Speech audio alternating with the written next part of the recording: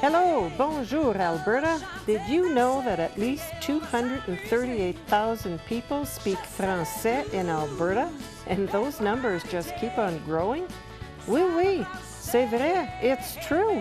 And thanks to Shaw TV Community Access Programming, we get to reach out to everyone to let you know all about special people, places, events, and activities happening right here in this great province, in both English and en français. That's right, mes amis.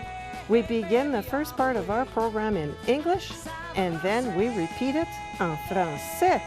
So stay with us. Restez à l'écoute.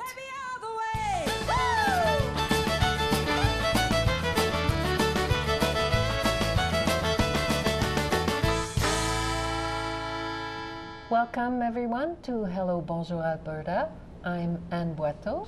And I'm Marc Lalonde. And today we have the pleasure of speaking to Dean Svoboda and André Rodriguez, both working with the Autism Aspergers Friendship Society of Calgary. Dean is the founder and executive director, and André is the social experience guide. So welcome, gentlemen. Thank you. Happy to be here. And I see on your banner that you've got a very good description of what your society does. Respite, social, friendship, community, acceptance, experience, recreation, respect, and fun.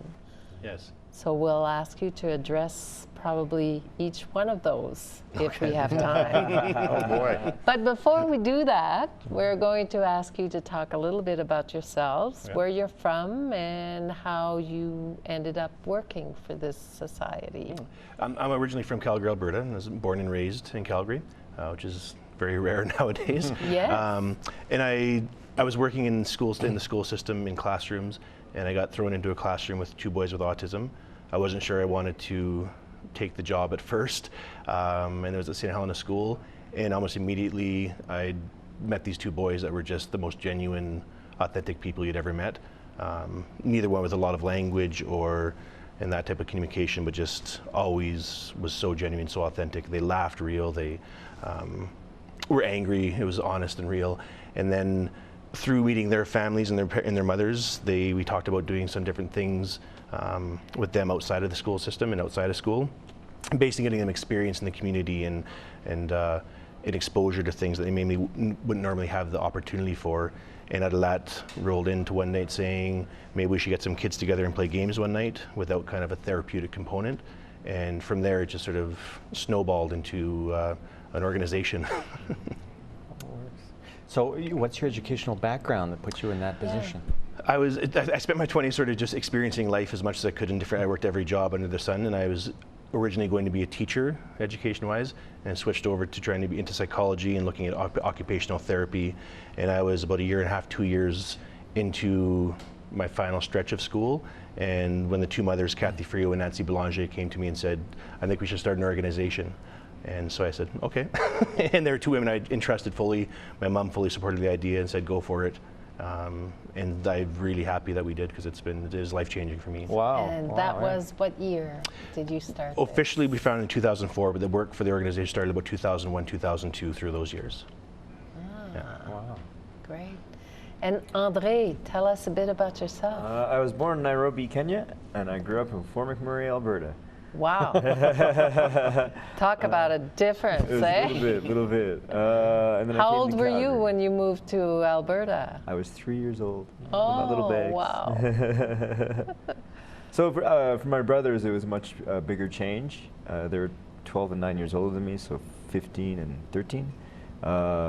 Me, I think I was blessed to be so young, because then it wasn't different, it was just what was going on. And I didn't know what Fort Mac was, and I grew up there, and I learned a lot of lessons. It's a lot of nature, though, as well, and that connected me to a lot of things. It put me on a path that eventually led me to the Autism Aspergers Friendship Society. So, and when did you move to Calgary? 1995. Oh, Yeah. wow. So it's been a while. I really enjoy Calgary. I do a lot of art and music and storytelling, and a lot of social activism and anything toward positive community. That's kind of where I like to go. That's, yeah, they were a huge thing on my radar as soon as I discovered them, or they discovered me. It was kind of a mutual thing.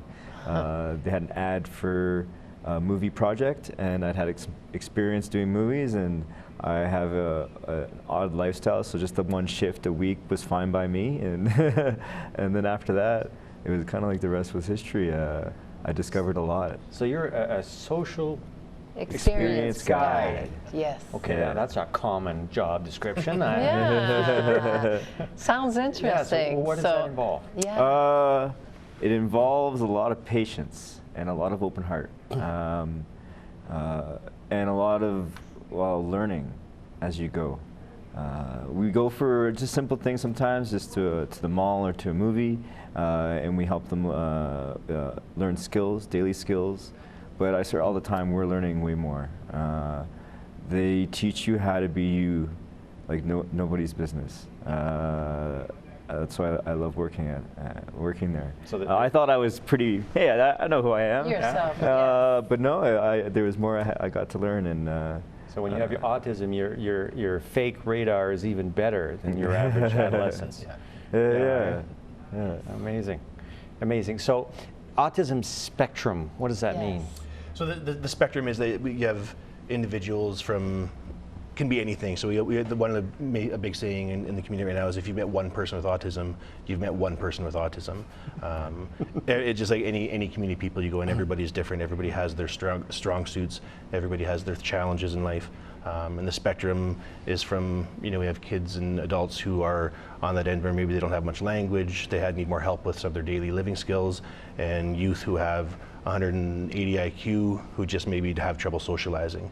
And everything in between, and everybody is everybody along the list. It's definitely a spectrum of people of completely different from top to bottom. And you were saying that this autism Asperger's mostly affects boys. Yeah, and I believe the numbers now, I think it's about 3 to 4 boys for every girl on the spectrum. And there's, I think, a number of different reasons for that. I've never really delved too much into the reasons why, but for us, we definitely try to get more going for some of the girls, because it is harder than for some of the girls to find their social group in the community. We're in development right now of a sort of a girls empowerment program to get more of the girls on the spectrum together to meet each other and identify with other girls. And so I think for us, anytime you can identify with somebody else and they can identify with you, it builds you up, knowing that maybe I'm not so different, maybe I'm okay if they're okay. And so I think, yeah, it's a big move for us, is to move that. So the first description of your society says respite. Yes. So.